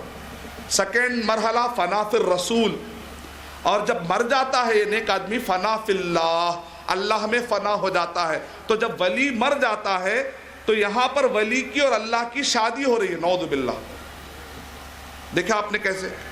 اور جو ایکس ڈیووٹیز ہوتے ہیں, جو پہلے جنہوں نے عقیدت مندی سے سفر کیا, وہ ہم کو بتاتے ہیں, کیونکہ اللہ کا شکر ہم بچپن سے تو کبھی جا کر دیکھے نہیں, تو ہم انٹرویو لیتے ہیں ہم, بھئی ایسا کیا ہے, تو کہتے ہیں کہ قبر ہوتی ہے, قبر کے اوپر صندل لگایا جاتا ہے, اور عصر سے پیدل چلتے ہیں, رات کے 11-12 بجے تک پہنچتے ہیں, اور پورا صندل جس طریقے سے دلہا دلہن کو سجانے کے لیے لکڑی کے ٹرے ہوتے ہیں, اس کے اندر صندل ڈالا جاتا ہے اور خبروں کو اس کے اوپر مل دیا جاتا ہے, اور اس کے بعد رات میں 12 بجے اس کے بعد وہ صندل گھروں میں لے جا کر پانی میں ملا کر لوگ پیتے ہیں, شفا ہوتی ہے. صحیح مسلم حدیث نمبر 2242, 43, 44, 45, 46, 47, 48, 49. خبروں کو پختہ نہ مت بناؤ, خبروں کے اوپر بیٹھو مت, خبروں کے پاس روشنی مت کرو. یہاں خبروں کو پختہ بنا دیے, خبروں کو پختہ بنا کر صندل بھی لگا دیے, صندل پہ لگا کر کوئی مجاور بھی بن بیٹھا, اور اس کے بعد لوگ بھی آنا شروع ہو گئے. جب پختہ خبر ہی نہیں ہے تو پختہ خبر کے اوپر یہ سب چیزیں کیسے ہو سکتی ہیں, سمجھ میں نہیں آیا. آپ سمجھائیے, ہمیں سمجھانے کی کوشش کیجیے. ہم کو سمجھ میں نہیں آ رہا, کیونکہ ہم یہ جب سسٹم دیکھ رہے ہیں قرآن اور صحیح حدیث کی روشنی میں ہمیں ٹکراتا ہوا نظر آ رہا. تو ہماری اپنی بات, بھئی آخر کیوں نہیں مناتے لوگ؟ ہو سکتا آپ کے ذہن میں سوال آتا ہوگا, کیوں نہیں منا رہے ارشد مدنی صاحب, مدنی علماء, کیوں نہیں منا رہے آپ لوگ, یہ سب عرس کیوں نہیں کر رہے؟ آپ کو اولیاء کا احترام نہیں ہے؟ میرے بھائی اولیاء کا احترام ہے, لیکن ہم کو ترس آتا ہے, ہمدردی ہوتی ہے. اگر ہمارا کوئی بھائی خودکشی کرتا ہے تو ہم اس کو خودکشی سے بچانے کی کوشش کریں گے. ہمارا کوئی بھائی اگر شرک کی طرف جاتا ہے ہم ان سے پوچھتے ہیں کہ قرآن میں کہاں ہے, حدیث میں کہاں ہے, جبکہ قرآن اور صحیح حدیث میں تو اس کے خلاف جا رہا ہے نا میرے بھائی. 3 پوائنٹ دیتے ہیں. ایک آیت, یعنی خبروں پر سجدہ کرنے کے لیے, خبروں سے مرادیں مانگنے کے لیے کئی لاجک دیتے ہیں. میں اس میں سے 3 چیز, ایک آیت, ایک حدیث اور ایک لاجک, یہ 3 کا جواب دوں گا تاکہ آپ کو بات سمجھ میں آئے انشاءاللہ. پہلی آیت پیش کرتے ہیں, سورہ آل عمران سورہ نمبر 3 کی آیت نمبر 169, سورہ بقرہ سورہ نمبر 2 کی آیت نمبر 154. ایک جگہ پر ہے, ایک جگہ پر ماضی کے صیغے تھے, ایک جگہ پر مضارع کے صیغے تھے. وَلَا تَحْسَبَنَّ الَّذِينَ قُتِلُوا فِي سَبِيلِ اللَّهِ أَمْوَاتٌ بَلْ أَحْيَاءٌ عِنْدَ رَبِّهِمْ يُرْزَقُونَ. یہ سورہ آل عمران میں. سورہ بقرہ میں کیا ہے؟ وَلَا تَقُولُوا لِمَنْ يُقْتَلُ فِي سَبِيلِ اللَّهِ أَمْوَاتٌ أَحْيَاءٌ وَلَكِنْ لَا تَشْعُرُونَ. کیا کہہ رہے ہیں کہ دیکھو یہ اولیاء ہے نا, یہ خبروں میں زندہ ہے. پہلے دیکھیں, پہلے کیا ہے, دماغ بنایا جاتا ہے, یہ خبر میں زندہ ہے. میں نے کہا بھئی یہاں پر آیت میں شہیدوں کا ذکر ہو رہا ہے, کیونکہ کئی ایسے اولیاء ہیں وہ میدان جہاد میں وہ شہید نہیں ہوتے، بعض اوقات بستر مرگ پہ بھی بعض ولی مر جاتے ہیں، انتقال ہو جاتا۔ اللہ کے نیک انسان ہمیشہ جنگ میں انتقال ہوا۔ خالد بن ولید رضی اللہ تعالیٰ عنہ شہید نہیں ہوئے نا، بستر پہ ایک نارمل جیسا موت آ گئی ویسے موت آ گئی، تو کیا ولی نہیں ہے؟ کیا صحابی ولی نہیں ہوتے؟ اللہ کے قریب نہیں ہوتے؟ اللہ کے قریب ہوتے ہیں۔ خود نبی اکرم صلی اللہ علیہ وسلم بستر پہ انتقال ہوتا ہے، نبی سب سے بڑا ولی ہوتا ہے، اس کے بعد صحابہ سب سے بڑے ولی ہوتے ہیں۔ تو اس کا مطلب نکلا کہ ولی خبر میں زندہ ہوتے ہیں، یہ ترجمہ نہیں ہے۔ شہیدوں کے بارے بتایا جا رہا، سب سے پہلی بات یہ آیت میں شہیدوں کا ذکر ہو رہا ہے۔ جو شہید ہوتے ہیں وہ زندہ ہوتے ہیں۔ تو آپ مانتے ہیں؟ ہاں ہم مانتے ہیں، لیکن یہ وہ زندگی نہیں ہے جو دنیا میں ہم جیسے زندگی گزار رہے نا، اس سے افضل زندگی ہے۔ آپ سمجھتے ہیں یہ زندگی ہے، یہ زندگی نہیں ہے۔ یہ زندگی میں بخار آتا ہے، زندگی میں بھوک لگتی ہے، یہ زندگی میں پیاس لگتی ہے، یہ زندگی کو بڑا سمجھ رہے ہیں آپ۔ ہمارے لیے تو وہ زندگی بڑی ہے، برزخی جنت، برزخی زندگی یہاں کی زندگی سے افضل زندگی میں ہے، لیکن وہ یہ زندگی نہیں ہے۔ اچھا، کیونکہ لوگوں کے دماغ میں پہلے یہ ڈالا جاتا ہے وہ زندہ ہے، جب زندہ ہے اپنی مرادیں بولو، وہ سنیں گے، اللہ سے ان کا تعلق ہے، ہو سکتا پہنچا دے۔ ما نعبدهم الا ليقربونا الى الله زلفى، یہی لاجک میں بعض اوقات کفار قریش بھی آہستہ آہستہ کہاں چلے گئے؟ شرک کی طرف چلے گئے۔ شیطان آہستہ آہستہ لے آتا ہے، شیطان فوراً نہیں لے جاتا۔ وَلَا تَتَّبِعُوا خُطُوَاتِ الشَّيْطَانِ، شیطان کیا کرتا ہے؟ خطوہ آتا ہے، پہلے اولیاء کا احترام، پھر لوگ کہتے ہیں نہیں بھائی میں صرف فاتحہ پڑھنے جا رہا ہوں، پھر آہستہ آہستہ کیا کرتے؟ دیکھتے کہ فلاں کی مرادیں پوری ہو گئی، چلو ٹرائی کرتے ہیں، مرادیں مانگنا شروع کر دیں۔ آہستہ آہستہ شیطان جاتا ہے، پہلی لاجک۔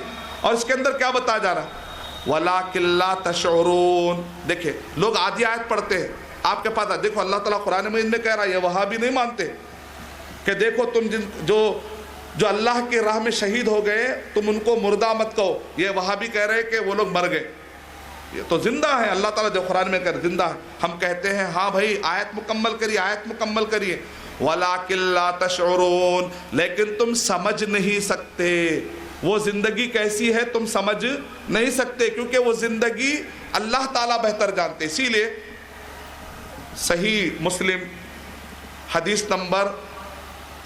صحیح بخاری حدیث نمبر 4585 میں ہے، ابن مسعود رضی اللہ تعالیٰ عنہ سے آ کر لوگ پوچھتے ہیں، اے ابن مسعود رضی اللہ تعالیٰ عنہ ان آیتوں کا مطلب کیا ہے؟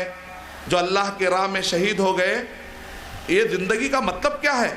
ابن مسعود رضی اللہ تعالیٰ عنہ اپنی عقل سے سوچ کے نہیں بتا رہے ہیں، وہ کہتے ہیں چلو میں جا کر نبی صلی اللہ علیہ وسلم سے پوچھتا ہوں اور تم کو بتاتا ہوں۔ دیکھیں وَلَٰكِن لَا تَشْعُرُونَ، لیکن تم سمجھ نہیں سکتے۔ لیکن آج کا مسلمان اردو جاننے والا کہہ رہا میں سمجھنے کی کوشش کروں گا، اس زمانے میں عربی جاننے والے صحابہ کرام اپنی عقل سے نہیں سمجھ رہے۔ ابن مسعود رضی اللہ تعالیٰ عنہ کہتے ہیں میں نبی صلی اللہ علیہ وسلم سے پوچھ کر بتاتا ہوں۔ نبی اکرم صلی اللہ علیہ وسلم سے جب عبداللہ بن مسعود رضی اللہ تعالیٰ عنہ نے پوچھا تو نبی اکرم صلی اللہ علیہ وسلم نے ارشاد فرمایا عرش کے نیچے ایک باغ ہے، اس باغ میں ہرے پرندے ہیں۔ برزخی زندگی آپ جانتے ہیں، جب آدمی مر جاتا جو زنا کرنے والا ہے تو اس کی روح برزخ میں چلے جاتی ہے، وہاں پر تنور ہے، وہاں پر سلاخیں ہیں، زنا کرنے والوں کو سلاخ میں لٹکا دیا جاتا ہے۔ سود کھانے والے کو برزخی زندگی میں ایک سمندر ہے، وہ سمندر میں پھینک دیا جاتا ہے، اور جو شہید ہوتا ہے اس کو ہرے پرندے میں اس کی روح چلے جاتی ہے۔ اس کی روح کہاں چلے جاتی ہے؟ ہرے پرندے میں چلے جاتی ہے، اور یہ ہرے پرندے وہاں پر میوے کھا رہے ہیں۔ کھانے کا مطلب وہ عرش کے نیچے کے باغ کے میوے مراد ہیں۔ زندگی سے مراد یہ ہرے پرندوں والی زندگی مراد ہے، یہ دنیاوی زندگی مراد نہیں ہے۔ بات کہتے ہیں بھائی آپ کہہ رہے ہیں نا السلام علیکم اہل الدیار کہتے ہیں نا آپ لوگ خبر پہ جا کے کیا کہتے ہیں السلام علیکم، اس کا مطلب سنتے ہیں۔ میرے بھائی ہم سلام پڑھتے ہیں لیکن یہ پہنچانے والا کون ہے؟ اللہ سبحانہ و تعالی۔ نبی اکرم صلی اللہ علیہ وسلم دوسری جو ایک آیت کیا دیکھ حدیث، اسی میں جواب مل جائے گا آپ کو۔ حدیث کیا لاتے ہیں؟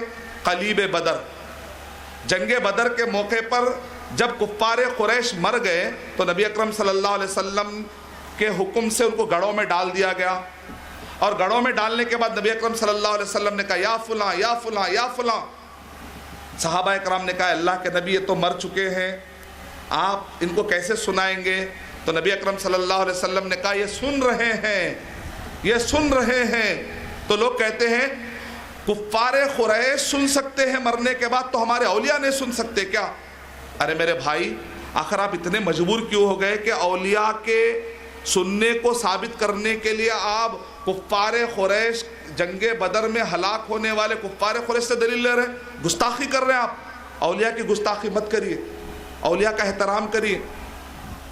اور یہ جو وہاں پر عائشہ رضی اللہ تعالیٰ عنہ نے جو جواب دیا، سورہ فاطر سورہ نمبر 35 کی آیت نمبر 22 پڑھی عائشہ رضی اللہ تعالیٰ عنہ نے، ان اللہ یسمع من یشاء، اللہ جس کو چاہتا سنا دیتا، وما انت بمسمع من فی القبور، آپ خبر میں جو ہے ان کو آپ سنا نہیں سکتے۔ قرآن میں ہے، قرآن میں ہے نہیں؟ یہ قرآن کی آیت پڑھنے والا آدمی آسانی سے توحید پہ آ جائے گا، یہ قرآن کی آیت نہیں پڑھے گا شرک میں چلا جائے گا۔ وما انت بمسمع من فی القبور، خبروں کے اندر جو ہوتے ہیں تم ان کو نہیں سنا سکتے۔ اور اللہ کے نبی صلی اللہ علیہ وسلم نے اس وقت پر جو پکارا، اللہ کے نبی نے نہیں سنایا، اللہ نے اس بات کو اللہ پہنچا سکتا ہے، نبی ڈائریکٹ نہیں، اللہ پہنچاتا ہے۔ ان اللہ یسمع من یشاء۔ اسی طریقے سے جب ہم کہتے ہیں السلام علیکم اہل الدیار، ہم جب خبروں پہ سلام کرتے ہیں، ہمارا سلام ہم ڈائریکٹ ان کو نہیں سنا سکتے، لیکن اللہ سنا سکتا ہے۔ سمجھنا پڑے۔ امام مالک رحمۃ اللہ علیہ کے زمانے میں ایک شخص کیا نماز پڑھتے ہی خبر کے سامنے ٹھہر کر سلام پڑھتا تھا، نماز ختم ہوتے ہی سلام پڑھتا تھا۔ ایک مرتبہ امام مالک رحمۃ اللہ علیہ نے اس کو بلایا، کہا ادھر آؤ، ابھی نماز میں تو سلام پڑھ لیے نا، التحیات للہ والصلوات والطیبات السلام علیک ایھا النبی، نماز میں درود بھی پڑھ لیے، اللہم صلی علی محمد وعلی آل محمد کما صلیت علی ابراہیم وعلی آل ابراہیم انک حمید مجید، اللہم بارک علی محمد وعلی آل محمد کما بارکت علی ابراہیم وعلی آل ابراہیم انک حمید مجید۔ اللہم سیدنا کسی بھی صحیح حدیث سے ثابت نہیں ہے، اللہم صلی علی محمد، سیدنا من گھڑت روایتوں میں۔ تو بہرحال یہ درود پڑھ لیے، یہ سلام پڑھ لیے، یہ نماز ہوتے ہی جا کر امام مالک رحمۃ اللہ علیہ کہاں تھے؟ مسجد نبی میں درس دیتے تھے۔ مسجد نبی کے بازو کیا ہے؟ روضہ، نبی اکرم صلی اللہ علیہ وسلم کی قبر ہے۔ تو نماز ہوتے ہی یہ شخص خبر کے پاس جا کر سلام پڑھ رہا ہے۔ امام مالک رحمۃ اللہ علیہ نے روکا، کہا تم یہ سمجھتے ہو کہ یہ تمہارا سلام یہاں سے ڈائریکٹ خبر میں کرو گے تو خبر والے سن لیں گے؟ انت ومن فی الاندلس سوا، تم اور اندلس کے رہنے والے دونوں کے دونوں برابر ہیں، ان کا بھی سلام پہنچانے والے اللہ، تمہارا بھی سلام پہنچانے والے اللہ، فرشتے لے جا کر سلام پہنچاتے ہیں اور اللہ تعالیٰ نے بندوبست کیا۔ اس کا مطلب ڈائریکٹ ہم نہیں سنا سکتے۔ تیسری لاجک لاتے، ایک آیت ایک حدیث، اور تیسری لاجک کیا ہے؟ بھائی اگر آپ کسی وزیر اعظم کے پاس جانا ہے تو آپ MLA کے ذریعے جاتے ہیں، کسی بڑے عہدیدار کے پاس جاتے ہیں تو کسی شخصیت کے ذریعے سے جاتے ہیں، بڑی شخص۔ تو اس طریقے سے آپ اللہ کے پاس جانا ہے تو ڈائریکٹ نہیں جا سکتے۔ اب یہ بھی لاجک کیسی ہے؟ اللہ کے پاس جانے کے لیے نبی چاہیے صلی اللہ علیہ وسلم، نبی تک پہنچنے کے لیے اولیاء چاہیے۔ اب یہ اچھا، یہ اولیاء ڈائریکٹ سن لیتے خبر میں، اس کا مطلب اولیاء زیادہ پاورفل ہو گئے، وہ ڈائریکٹ نہیں سن رہے، وہ ڈائریکٹ نہیں سن رہے، لیکن اولیاء ڈائریکٹ سن رہے۔ اور دوسرا پوائنٹ کیا ہے اس کے اندر؟ اچھا ٹھیک ہے، وزیر اعظم تک جانے کے لیے MLA کی ضرورت ہے۔ اچھا اگر وزیر اعظم خود آپ کے گھر کو آنا چاہ رہا ہے تو اس کو MLA کی ضرورت ہے کیا؟ اگر وزیر اعظم آپ کے گھر تک آنا چاہ رہا ہے تو اس کو کسی کی ضرورت ہے؟ آپ وہ گھر کو آنا چاہ رہا ہے، آپ کے محلے میں آنا چاہ رہا ہے، آپ کہتے ہیں مت آئیے ہم آپ کے ساتھ آئے، ایسا تو نہیں بول سکتے، وہ جب چاہے آ سکتا ہے۔ اسی طریقے سے اللہ سبحانہ و تعالیٰ قرآن مجید میں کہہ رہے ہیں میں سمیع السمیع، میں سن لیتا ہوں۔ آپ کہہ رہے ہیں نہیں آپ کیسا سنتے، ہم تو اولیاء کے ذریعے آپ کے پاس آ رہے ہیں، نہ مت سنیے آپ۔ بصیر، میں دیکھ رہا ہوں، نہیں آپ نہیں دیکھنا، ہم اولیاء کے ذریعے سے آ رہے ہیں نا، آپ کیوں دیکھ رہے؟ نماز میں ہم کیا کہتے ہیں؟ سمیع اللہ لمن حمیدہ، سن لیا اللہ نے اس کی جس نے تعریف کی۔ اللہ تعالیٰ ڈائریکٹ سن رہا ہے۔ یہاں پر ایسا ہے کیا؟ سمیع اللہ لمن حمیدہ بالاولیاء، اللہ تعالیٰ اولیاء کے ذریعے سن لیا، ایسا کبھی آپ نے سنا؟ اللہ ڈائریکٹ سنتا ہے۔ نماز میں کہتے ہیں کہ اللہ ڈائریکٹ سن رہا ہے، نماز پھیرنے کا کہتے ہیں اللہ ڈائریکٹ نہیں سنتا، پوری نماز کا معنی ہی بدل گیا۔ قرآن مجید میں 40 سے بھی زیادہ مرتبہ ربنا ربنا ربنا، نبیوں کی دعا ہے، وہاں پر کہیں پر بھی نہیں ربنا بالاولیاء ربنا بالاولیاء، کہیں بھی ربنا ڈائریکٹ دعا سکھائے گی۔ تو اللہ تعالیٰ ہم کو غلط دعا سکھائے گا کیا؟ ادھوری دعا سکھائے گا کیا؟ انکمپلیٹ دعا سکھائے گا کیا؟ اللہ تعالیٰ نے تو کمپلیٹ چیزیں سکھائی ہے، الیوم اکملت لکم، اللہ نے جو بھی چیز دی کمپلیٹ دی ہے۔ ربنا وہاں پر بالاولیاء کا ذکر نہیں ہے۔ اور جب نماز پڑھتا ہے تو بندہ اللہ سبحانہ و تعالیٰ سے کیا کرتا ہے؟ یوناجی ربہ، اللہ تعالیٰ سے سرگوشی کرتا ہے۔ ایاک نعبد و ایاک نستعین، ہم تیری ہی بات کرتے ہیں اور تجھی سے مدد مانگتے ہیں۔ یہاں پر ہے کہ نستعین بالاولیاء، ہم اولیاء کے ذریعے سے مدد مانگتے ہیں، نہیں، پورا معنی بگڑ جائے گا اگر ہم یہ کانسیپٹ اسلام میں لے کر آئیں گے کہ اللہ سے ڈائریکٹ نہیں مانگنا، اولیاء سے مانگنا۔ آیتیں معنی بدل جائیں گی، دعاؤں کے معنی بدل جائیں گے، نماز بدل جائے گی، دن بھر کی دعاؤں کا اللہم اللہم اللہم، ہر جگہ پہ بالاولیاء بالاولیاء ایڈ کرنا پڑے گا، سمجھ رہے ہیں؟ یہ کانسیپٹ نہیں ہے نبی صلی اللہ علیہ وسلم اور صحابہ کے زمانے میں۔ دیکھیں اگر کوئی ہم پہ کہتا ہے کہ آپ گستاخی کر رہے ہیں، آپ خبروں کا کہ سجدہ نہیں کر رہے ہیں، آپ عید نہیں منا رہے ہیں، آپ عرس نہیں کر رہے ہیں، آپ گستاخ ہیں، تو ہمیں بولنے کا حق ہے کہ ہم کیوں نہیں کر رہے ہیں، بولنے کا حق ہے۔ آپ سنیں نہ سنیں وہ بات کی بات، لیکن ہمیں بولنے کا حق ہے۔ ہو سکتا ہے کہ ہماری باتوں میں دلائل ہو اور آپ مطمئن ہو جائیں انشاءاللہ۔ تو یہ تین چیزیں دماغ میں اگر اچھا بٹھا لیں۔ اب آئیے میں آپ کو خلاصہ پھر سے کر دیتا ہوں، اب سمجھ میں آئے گی توحید کی، توحید کا ڈیفینیشن۔ آپ کو یاد ہے توحید کا ڈیفینیشن؟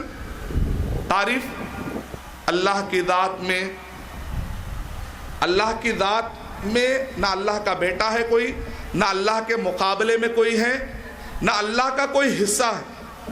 تو ہم یا نورم من نور اللہ بھی نہیں کہہ سکتے۔ اللہ کے ناموں میں، اللہ کے جو نام ہیں ہم کسی اور کو نہیں دے سکتے۔ مثال کے طور پہ النصیر اللہ کا نام ہے، نعم المولا و نعم النصیر، نصیر اللہ کا مدد کرنے والا۔ اب ایک آدمی کہتا ہے دستگیر، فارسی میں ترجمہ کر کے کسی اور کو دیتا ہے، تو ہم کہیں گے نہیں، اللہ کا نام آپ کسی اور کو نہیں دے سکتے۔ مدد کرنے والا، غوث، مدد کو آنے والا، ہم کہیں گے یہ نام آپ کسی اور کو نہیں دے سکتے۔ اور کیا ہے؟ گنج بخش، خزانے، گنج مانے خزانہ، خزانے دینے والا۔ المعطی، دینے والا کون ہے؟ اللہ کا نام ہے المعطی۔ المنان، یہ دینے والا اللہ سے، ہم اللہ کے نام کسی اور کو دے نہیں سکتے۔ اور کیا؟ داتا، غریب النواز، بندہ نواز، بندوں کو نوازنے والا، غریبوں کو نوازنے والا۔ الوہاب، دینے والا کون ہے؟ داتا اللہ سبحانہ و تعالیٰ ہے۔ تو اللہ کی ذات میں، اللہ کے ناموں میں، اللہ کی صفتوں میں، اللہ کی صفت یہ ہے کہ اللہ سبحانہ و تعالیٰ غیب کو جاننے والے۔ اگر آپ یہ سمجھتے ہیں اگر میں اس سال فلاں جگہ پر جا کر میں عرس نہیں کیا تو میرے گھر میں بربادی آ جائے گی، کیونکہ پتہ چل جاتا ہے کہ کون میرا مرید پکا ہے اور کون مرید نہیں ہے، گویا کہ علم غیب جاننے کا دعویٰ کرنا، یہ سب اللہ سبحانہ و تعالیٰ کی صفتیں ہیں۔ علیم بذات الصدور، اللہ کی ذات، اللہ کے نام، اللہ کی صفتیں، اللہ کے کام، یہ پوری کائنات چلانے والا اللہ سبحانہ و تعالیٰ۔ تصرف کا رب، وہی مالک ہے، وہی محبوب ہے ہمارا ہونا چاہیے، اور وہی یہ پورا پالنہار ہے، پوری کائنات چلانے والا۔ مصیبتیں ڈالنا، مصیبتیں ٹالنا، بگڑی بنانا اور روزی دینا۔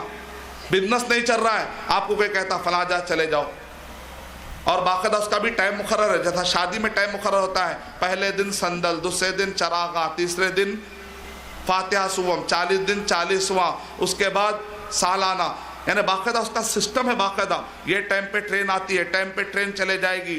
اگر آپ کو دینا ہے بابا کے پاس، اگر آپ کو نذرانہ کرنا ہے تو الیکٹرانک کے ذریعے سے آپ سوائپ کریے، پیسہ آپ کا پہنچ جائے گا، آپ کی مرادیں پورے، گھر سے آنے کی ضرورت بھی نہیں ہے، آپ گھر سے پیسے بھیج دیجئے، بابا تک پہنچ جائے گی بات۔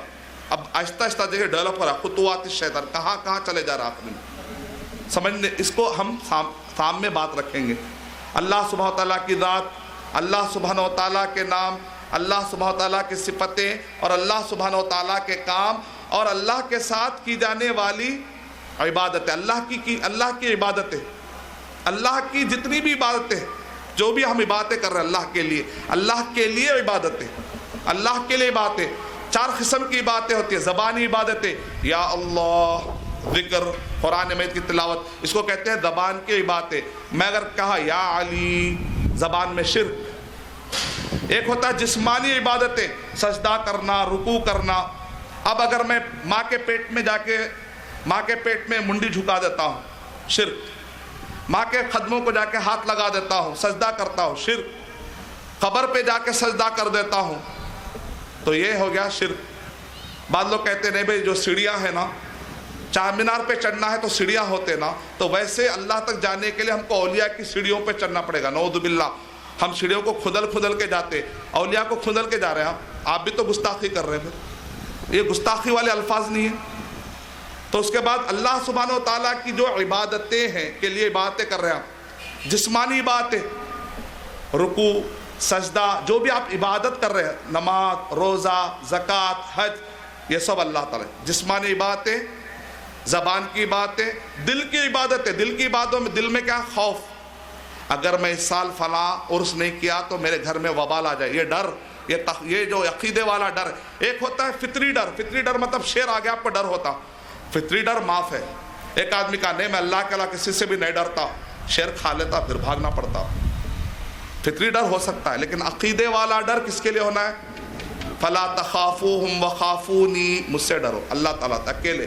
اللہ، دل میں ڈر ہوتا ہے، دل میں امید ہوتی ہے اللہ تعالیٰ سے، دل میں توکل ہوتا ہے، بھروسہ صرف بھر دے جھولی، امیدیں کسی اور سے لگا دے رہے نہیں، اللہ تعالیٰ وہی ہے جھولی بھرنے والا، اللہ سبحانہ و تعالیٰ. دلوں کی عبادتیں، زبان کی عبادتیں، جسم کی عبادتیں اور مالی عبادتیں. مالی عبادتیں پیسہ خرچ کر کے، سفر کر کے آپ جا رہے بیت المقدس، مسجد نبی، کعبہ، اس کے علاوہ کہیں اور دین کے خاطر ثواب حاصل کرنے کی نیت سے اگر آپ جا رہے ہیں تو گویا کہ آپ کے مال میں شرک آ گیا.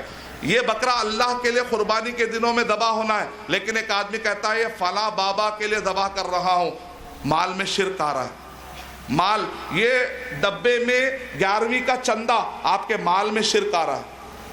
مالی عبادتیں بھی اللہ کے لیے، جسمانی عبادتیں بھی اللہ کے لیے، زبانی عبادتیں بھی اللہ سبحانہ تعالیٰ کے لیے، دل کی عبادتیں، سب عبادتیں اللہ سبحانہ تعالیٰ کے لیے. اس کو کہتے ہیں وَمَا خَلَقْتُ الْجِنَّ وَالْإِنسَ إِلَّا لِيَعْبُدُونَ. میں نے جنوں انسانوں کو صرف اس لیے پیدا کیا تاکہ وہ میرے اکیلے کی عبادت کرے.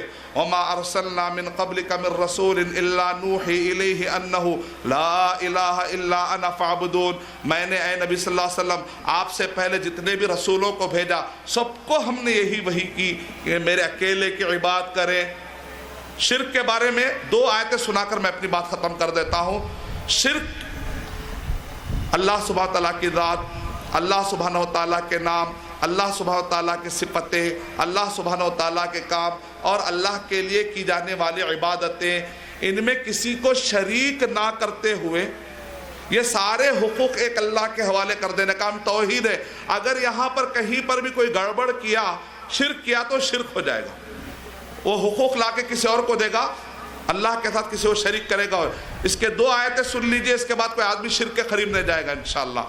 سورہ زمر، سورہ نمبر 39 آیت نمبر 65 میں اللہ تعالیٰ نے ارشاد فرمایا، اے نبی صلی اللہ علیہ وسلم لَإِنْ أَشْرَكْتَ، اگر آپ بھی شرک کریں گے نا، اگر آپ بھی شرک کریں گے لَيَحْبَطَنَّ عَمَلُكَ، تو آپ کے بھی عمل تباہ کر دیے جائیں گے. اللہ کے نبی صلی اللہ علیہ وسلم کو بھی کہا جا رہا ہے اگر آپ بھی شرک کریں گے تو معاف نہیں ہوگا.